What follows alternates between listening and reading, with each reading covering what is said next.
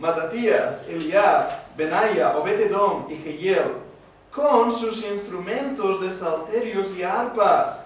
Pero Asaf sonaba a los címbalos. También los sacerdotes Benaya y Jezahiel sonaban continuamente las trompetas delante del arca del pacto de Dios. Estos hombres eran valientes, pero eran hombres sensibles en cuanto a la adoración. Y me es interesante en este momento, como vamos a ver aquí en 1 de Crónicas 16, David va a hacer algo tremendo. Desde esa sencillez del arpa, va a establecer en Israel la importancia de la adoración a través de los instrumentos de música. Y va a desarrollarlo de tal manera que cuando llegue con Salomón, habrá 5.000 cantores y 3.000 instrumentos.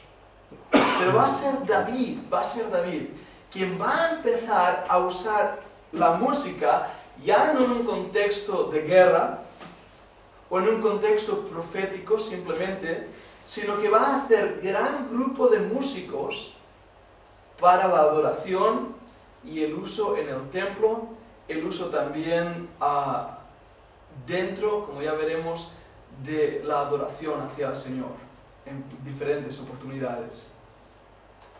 No vamos a ver las citas, pero me gustaría que apuntaras 1 de Crónicas 17, y vemos ahí varias características en cuanto al uso de los profetas y de la música con los profetas. En 1 de Crónicas también 22 al 29, perdonadme que simplemente lo menciono, pero podéis leerlo más tranquilamente ahí en casa. Va a ver cuando David va a preparar, 1 de Crónicas 22 al 29, David va a hacer todos los preparativos para la adoración.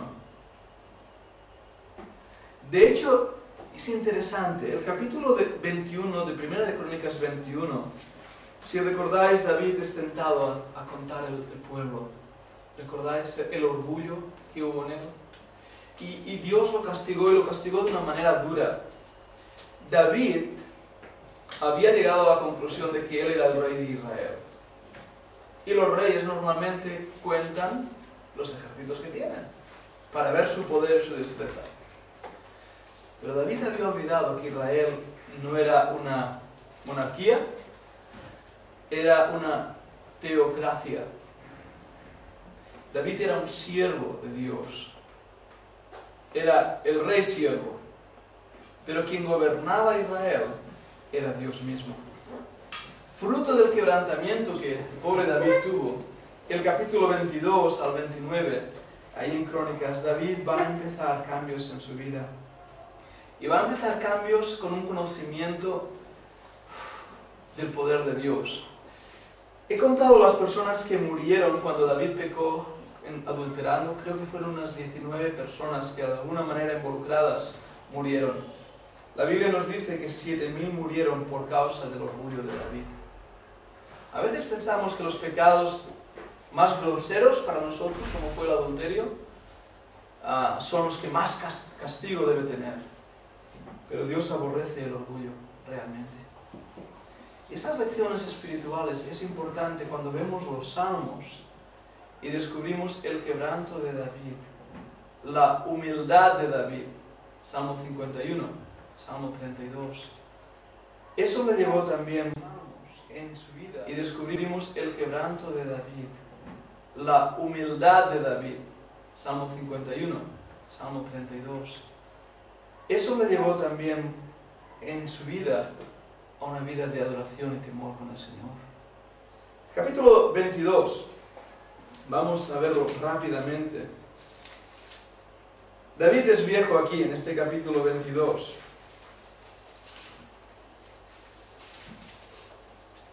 Versículo, 22, 1. Y dijo David: aquí estará la casa de Jehová Dios, aquí el altar del holocausto para Israel. David empieza a edificar una casa para el Señor. El versículo 2, después mandó David que se reuniese a los extranjeros que había en la tierra de Israel, y señaló de entre ellos canteros que labrasen piedras para edificar la casa de Dios. Ya no iba a ser una tienda, iba a ser una casa de piedras. Versículo 3. Vamos a parar esto así. Luego lo enciendo otra vez. ¿Y por qué tenían que ser extranjeros para ser canteros?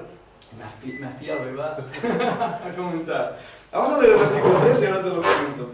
Asimismo, preparó David mucho hierro para la clavazón de las puertas, para las junturas, y mucho bronce sin peso, y madera de cedro sin cuenta. ¿Alguien recuerda de dónde vino la madera de cedro? Del Líbano. De los libaneses. No eran israelitas, ¿verdad que no?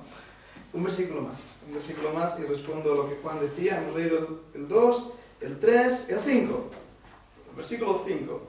Y dijo David: Salomón, mi hijo, es muchacho y de tierna edad, y la casa que se ha de edificar a Jehová ha de ser magnífica por excelencia, para renombre y honra en todas las tierras. Y ahora pues yo le prepararé lo necesario. Y David, antes de su muerte, hizo preparativos en gran abundancia. Ahora, quiero leer estos versículos porque siempre hablamos del templo de Salomón, ¿verdad? Salomón edificó un templo. Tal vez deberíamos decir el templo de David. Realmente David fue frenado por el Señor. Él había sido un hombre de guerra. Y le dijo: Salomón no construirá porque tú has derramado mucha sangre. Pero el corazón de este hombre quería la excelencia, en el versículo 5 lo dice, y quería mostrar que esa casa iba a ser una casa para todas las naciones. Es algo que nos escapa de la mente. Porque en el Antiguo Testamento aún había la posibilidad de que un gentil pudiera aceptar al Dios de los judíos. Pero en este versículo, fijaros que va a ser, como decía Juan, los gentiles quienes van a hacer el trabajo duro. Ahora, descubrimos en la ley que muchos de estos gentiles adaptados en la nación de Israel acarrearon cargas pesadas. Y a veces se usó incluso como castigo hacia aquellos gentiles que habían mentido. ¿Recordáis cuándo? Josué con los gabaonitas. Los gabaonitas se convirtieron en Esclavos. esclavos, pero ¿qué hacían? La leña Y el agua. y el agua, agüeros y leñeros, incluso en este tiempo. Así que creemos que cuando estos tuvieron que hacer las piedras, les tocó el trabajo duro. Hubo una mujer gentil, una mujer acostumbrada al pecado, pero una mujer que sería recogida en las genealogías del Señor Jesucristo. Y aún hoy, cuando leemos la Biblia, se le llama Rahab, la ramera. Pero qué misericordia y qué bondad.